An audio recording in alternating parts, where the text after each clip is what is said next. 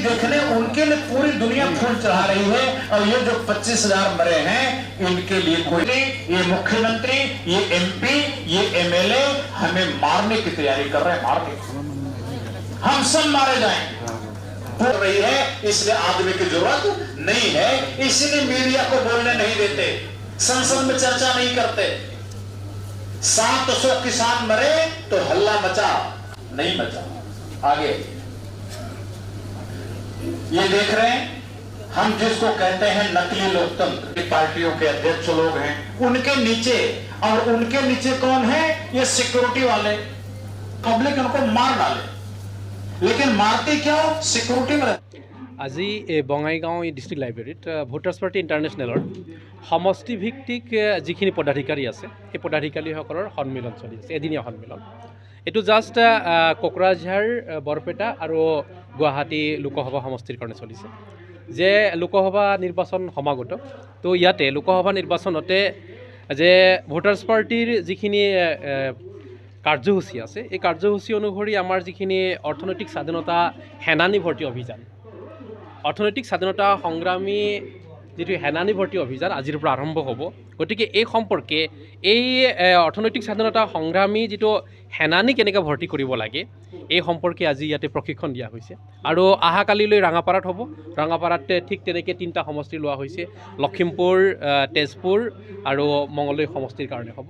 তেনেকৈ সমষ্টিভিত্তিক আমাৰ প্ৰগ্ৰাম চলি আছে, আৰু আমি আৰম্ভ কৰিছোঁ, নিৰ্বাচনী কুচকাৱাজ আৰম্ভ কৰিছোঁ।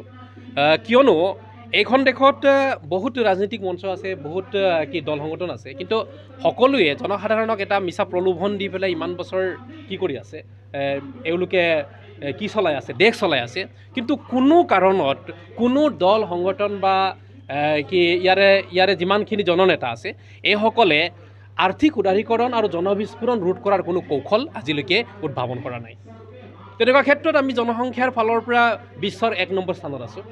কিবা কাৰণত যদি একবাৰো যদি কংগ্ৰেছ বা বিজেপিৰ নিচিনা দলক যদি এবাৰ আঙুলি ভুলতো যদি টিপিব লগা হয়, ভুলত মই কৈছোঁ, ভুলত যদি কংগ্ৰেছ বা বিজেপিৰ নিচিনা দলক যদি আঙুলি টিপিব লগা হয়, তেনেহ'লে 5 বছৰ যাব।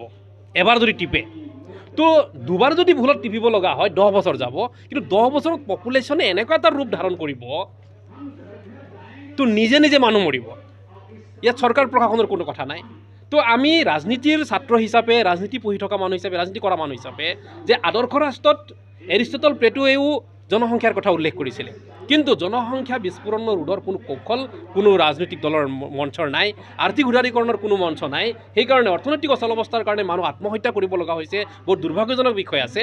সেই বিষয়বিলাক উত্থাপন কৰি আজিৰ পৰা অৰ্থনৈতিক স্বাধীনতা সংগ্ৰামৰ সেনানী ভৰ্তিৰ যিটো অভিযান, সেই অভিযান আৰম্ভ কৰিবৰ কাৰণে প্ৰশিক্ষণ দিয়া হৈছে। কুচকাৱাজ প্ৰায় সকলোতে সমানে চলি আছে, কাৰণ বৰপেটা আৰু আজি ইয়াতে আছে প্ৰতিনিধি, ইয়াত আছে যে আমাৰ যিমানবিলাক পদাধিকাৰী আছে এওঁলোকে ইয়াত উপস্থিত আছে। তো এওঁলোকে নিশ্চয় ইয়াৰ পৰা লৈ গৈ পেলাই অৰ্থনৈতিক স্বাধীনতা সংগ্ৰামী সেনানী ভৰ্তি কৰিব, আৰু এওঁলোকে অৰ্থনৈতিক স্বাধীনতা বিচাৰিব। তেতিয়া এনেকুৱা ধৰণৰ আমাৰ কুচকাৱাজ সকলোতে আৰম্ভ হৈ গৈছে। आज ये इकोनॉमिक फ्रीडम फाइटर्स का रिक्रूटमेंट, आर्थिक स्वतंत्रता सेनानियों की भर्ती के लिए एक ट्रेनिंग प्रोग्राम है वोटर्स पार्टी इंटरनेशनल का। बहुत दिनों से एक समस्या बनी रही कि अंग्रेज़ जब गए थे तो हमारे पॉलिटिकल फ्रीडम फाइटर्स ने, महात्मा गांधी ने, नेहरू ने कहा था कि अंग्रेज़ों के जाने के बाद अमीरी गरीबी ख़त्म हो जाएगी, सब लोग सुखी हो जाएंगे, धन दौलत सब में बंट जाएगी, सब आराम से जिएंगे। ऐसा हुआ नहीं। 75 साल हो गया, जो कुछ भी देश में पैदा हुआ वो मुट्ठी भर लोगों ने कब्जा कर लिया। अब नेता लोग उनके गुलाम हो गए हैं। अब उनकी गुलामी से कैसे आज़ादी पाई जाए, फिर से एक नई आज़ादी की लड़ाई की ज़रूरत है। उसी आज़ादी की लड़ाई कैसे लड़ी जाए वो आज हम लोगों को बता रहे हैं।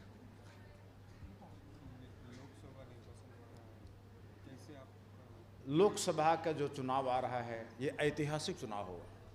मोदी जी प्रधानमंत्री बने रह पाते हैं या इस बार हट जाते हैं, क्योंकि पूरा विपक्ष एक हो रहा है।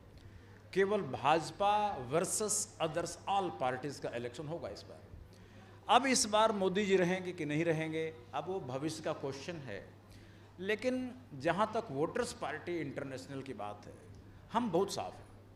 हम किसी नेता को, किसी पार्टी को सही या गलत इस आधार पर मानते हैं कि कौन पार्टी वोटरों को देश के खजाने में सीधा हिस्सा देने को तैयार है। जो पार्टी खजाने में वोटरों को हिस्सा देने को तैयार है वो ईमानदार है, और जो पार्टी वोटरों का हिस्सा खजाने में देने को तैयार नहीं है वो बेईमान है, चाहे सत्ता में हो चाहे विपक्ष में हो। हम इसी एक फीते से, पैमाने से, पैरामीटर से नापेंगे लोगों को, और अपोजिशन का साथ हम देंगे कि नहीं देंगे इसी फार्मूले पर तय होगा। आपको क्या लगता है खजाने का हिस्सा मोदी सरकार ने दिया जनता को? मोदी सरकार ने जो जनता को हिस्सा दिया, हमने पार्लियामेंट की कमेटी से मंजूर कराया, लेकिन ऐसे ही है जैसे पूरा हस्तिनापुर हमने मंजूर कराया और उन्होंने एक गांव दे दिया। तो दिया कितना दिया? 500 रुपये दिया, वो भी एक घर में दिया। आसाम में थोड़ा प्रेशर ज़्यादा बना तो यहाँ अरुणोदय के नाम पर 1000 या 1200 रुपये दिया, वो भी थोड़े से लोगों को दिया। इससे बात नहीं बनेगी। या तो आप बोलो कि 1200 रुपये किस हिसाब से, हम तो 8000 रुपये 435 रुपये मांगते हैं, उसका हिसाब बताते हैं। आप बताओ 1250 रुपये का हिसाब क्या है? आप भीख क्यों दे रहे हो? लोग देश के वोटर मालिक है, मालिक का जो भी खर्चा करने के बाद जो बचता है वो मालिक का होता है, तो मालिक को दो उसका पैसा, भीख क्यों दे रहे हो? तो नरेंद्र मोदी जी ने हिस्सा नहीं दिया, और हमारी लड़ाई नरेंद्र मोदी जी से भी जारी रहेगी। आसाम की जो पार्टियां हैं जो वोटरों को पैसा देने के लिए तैयार नहीं हैं, हमारी लड़ाई उनसे भी जारी रहेगी, और जो पार्टियां तैयार हो जाएंगी उनके साथ हाथ मिला के, उनके साथ मिल के ये लड़ाई लड़ेंगे आसाम में।